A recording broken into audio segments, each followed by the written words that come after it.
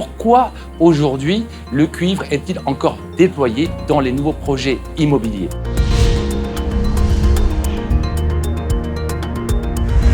Peut-être démarrer avec la conjoncture immobilière post-Covid. La reprise est difficile parce qu'effectivement, il y a eu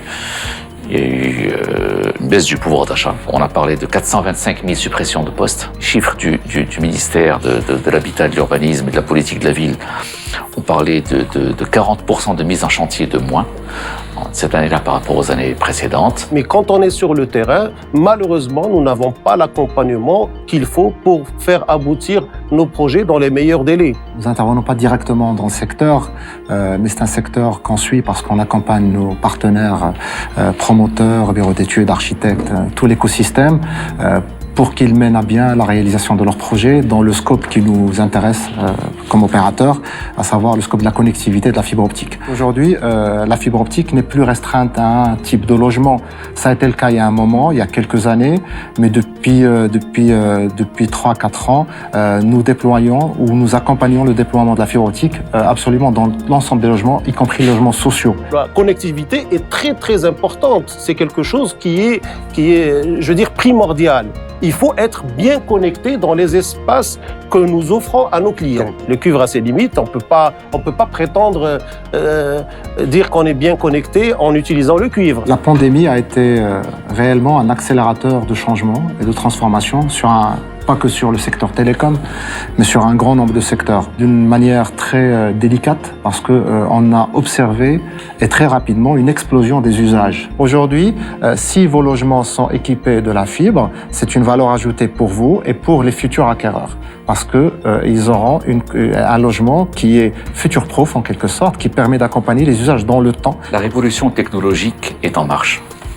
Elle est en marche à une cadence rapide, extrêmement rapide. Et cette cadence, elle est irréversible. Cette cadence dépasse largement la réaction des autorités. Le citoyen est de plus en plus exigeant. D'autant plus que, au Maroc, il va y avoir un exode rural qui est de plus en plus important. Et essentiellement, donc, une migration vers essentiellement les villes du littoral, pour différentes raisons, des raisons climatiques, des ressources en eau, etc., etc. On s'attend à un flux de 4 à 5 millions d'habitants. À quel horizon?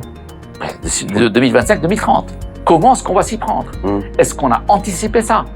Dans quelles conditions on va loger ces gens-là? Où on va les faire travailler? Et ça, c'est extrêmement important. D'autant plus que même au niveau rural, les gens sont extrêmement connectés et savent parfaitement ce qui se passe. Je voulais juste rappeler que l'État ne va pas tout faire. Il ne faut pas attendre à ce que l'État fasse tout. L'État a des prérogatives de réglementation, de normalisation, de facilitation. Et il ne faut pas lui demander de faire le travail du secteur privé. Il y a une volonté de digitaliser, de faciliter la vie aux citoyens. La fibre, le haut débit, c'est l'avenir immédiat et futur. Il y a même des secteurs, par exemple, quand on veut passer des conduites pour faire passer la fibre, ça coûte beaucoup moins cher que les conduites pour faire passer le cuivre. Aujourd'hui, nos offres fibre optique commencent au même prix que la DSL. C'est la norme et la règle dans les pays européens essentiellement, mais pas que, sur le fait que l'État impose ou exige en tout cas aux promoteurs immobiliers d'utiliser plutôt la fibre. Il y a même un plan national très haut débit qui a des ambitions très fortes d'avoir 50% de la population connectée à plus de 100 mégabits par seconde à l'horizon 2025. Et c'est là aussi le plan d'accélération du déploiement du plan très haut débit, le plan d'accélération, etc., qui devrait être des boosters, des catalyseurs pour aller plus vite, notamment à travers la mutualisation des infrastructures, le partage avec les autres opérateurs, etc. La capacité de la fibre optique, elle est théoriquement illimitée. On peut envisager dans 2 ans une connectivité à 1 gigabit par seconde par foyer. C'est illimité. Le secteur résidentiel aussi, parce que je pense qu'il faut aussi l'axer beaucoup sur l'isolation thermique, sur le confort de vivre et sur la connectivité et l'ergonomie de l'habitat. Nous sommes partenaires avec Orange depuis pas mal d'années. Donc les architectes savent faire la différence entre le cuivre et la fibre optique. Revenir en tant que fédération, que ce soit la fédération FMCI des ingénieurs ou la fédération des architectes ou des promoteurs immobiliers, pour aller vers l'État et demander une place.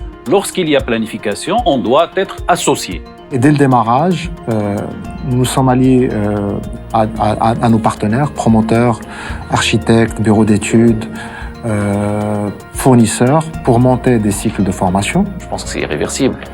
Je pense que la technologie est là et cette technologie, c'est elle qui va tirer vers le haut, disons, la qualité du logement et aussi donc c'est elle qui dicte les aspirations des acquéreurs. Il y a des études qui ont montré clairement qu'avoir un logement fibré pouvait le valoriser à 2% supplémentaire en termes de valeur. Nous avons des producteurs au Maroc qui produisent la fibre optique. Je vais parler maintenant du promoteur. Oui.